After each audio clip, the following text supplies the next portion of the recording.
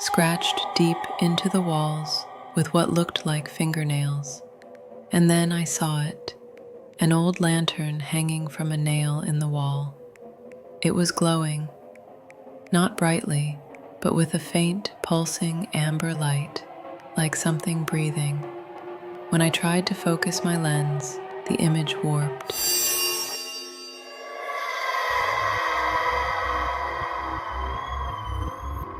You are listening to the Fearcast. This is not a drill. I repeat, this is not a drill.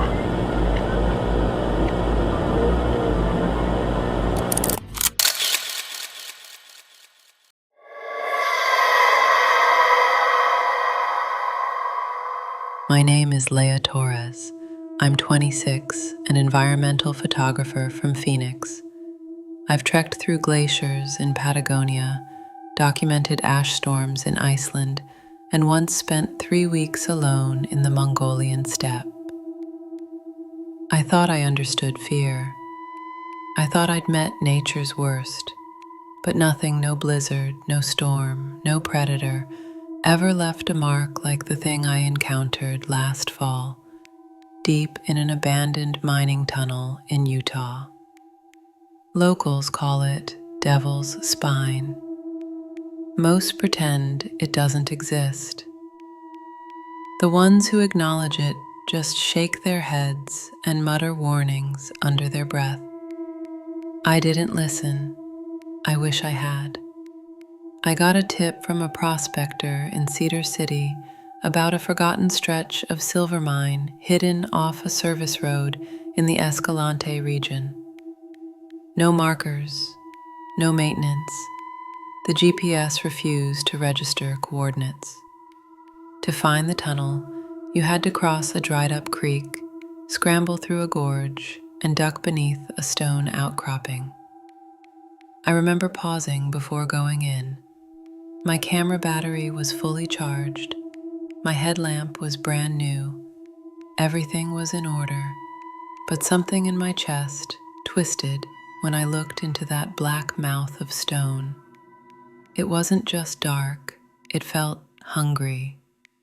But I've chased storms across lightning fields. I wasn't going to be scared off by an old hole in a rock. The temperature dropped 20 degrees the moment I stepped inside. My boots echoed across the stone floor as I moved deeper, following the rusted rail tracks into the dark. My headlamp barely pierced the shadows. Everything felt soaked in stillness, like the world had gone mute. About 50 yards in, I started taking photos. Cracked beams, mangled support structures, strange, claw-like gouges in the stone. There was graffiti too, words in a language I didn't recognize, scratched deep into the walls with what looked like fingernails. And then I saw it, an old lantern hanging from a nail in the wall. It was glowing, not brightly, but with a faint, pulsing amber light, like something breathing. When I tried to focus my lens, the image warped, like the camera couldn't decide what it was looking at. Then the noise started. Click, clack, drag, from somewhere deep in the tunnel. The sound of something scraping along the stone. Metal, bone, I couldn't tell. I called out, "Hello?" Silence. I held my breath. Click, clack, drag. The dragging sound grew louder, closer. I spun around, shining my headlamp into the blackness. Nothing. My radio crackled. I jumped. Static hissed, then a whisper. Leah, my name, but not in my voice. It sounded like my voice after it had been drowned and reanimated. Slurred, slippery, mocking. I turned and ran. But the tunnel didn't end. The curve that should have taken me back to daylight just kept going. The walls stretched. The tracks never ended. Then I saw them. Ceiling lights, old tunnel bulbs. They began to flicker on. Pop, pop, pop. One by one, they lit up above me, yellow and humming, casting thick shadows that danced across the walls. There was no electricity here. I knew that. Every fiber of me knew that. And still, the lights chased forward, not ahead of me, but toward me. Something was coming with the light. That's when I saw it. 7 feet tall, maybe more, pale as boiled meat. Limbs bent the wrong way, too many joints, elbows bending both directions. It moved on all fours, but it wasn't crawling, it stalked. A long, twitching spine arched like a scorpion's tail, and where eyes should have been, there were just yawning holes. And its mouth, stretched wider than any human face, teeth like piano keys dipped in ink. It stopped under the light, its head tilted at an unnatural angle. Then it smiled.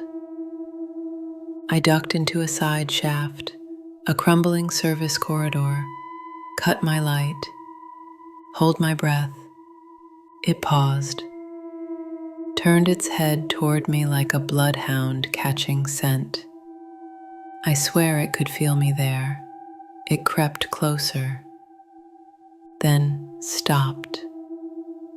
The lights above began to stutter, flicker, buzz, pop. Darkness swallowed the tunnel, and the whisper came again. You opened the door, Leah. You shouldn't have opened the door. I don't remember how I got out. I remember daylight slamming into me like a wave. I remember running to my Jeep, panting, heart ready to explode. But the fear didn't end. That night in my motel, my phone buzzed with a notification. New video received. No sender, no origin, just a video. It showed me, in the tunnel, hiding in that shaft, filmed from behind. I screamed. Through the phone, the lights in the motel room flickered. The TV turned itself on, white static, and from the vent above the bed came a whisper. You left me behind, Leah, but you never closed the door. I left Utah that night, drove to Vegas, and caught a flight home. I didn't sleep for 3 days, but eventually I convinced myself it was trauma, a hallucination, maybe carbon monoxide in the tunnel. Maybe I imagined it. Until the lights came back. It started with flickers in my hallway at home. Then one night, every bulb in my apartment turned yellow, soft and humming, like they did in the tunnel. The air turned cold.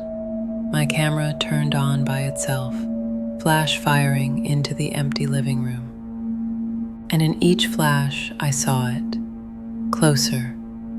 2 nights ago, a package arrived, no name. Inside, a single Polaroid photo, the tunnel entrance, and in front of it, me, smiling. Except it wasn't me. The smile was too wide, the eyes wrong. Last night, the lights in my building exploded. Every bulb, shattered glass rained through the hallway.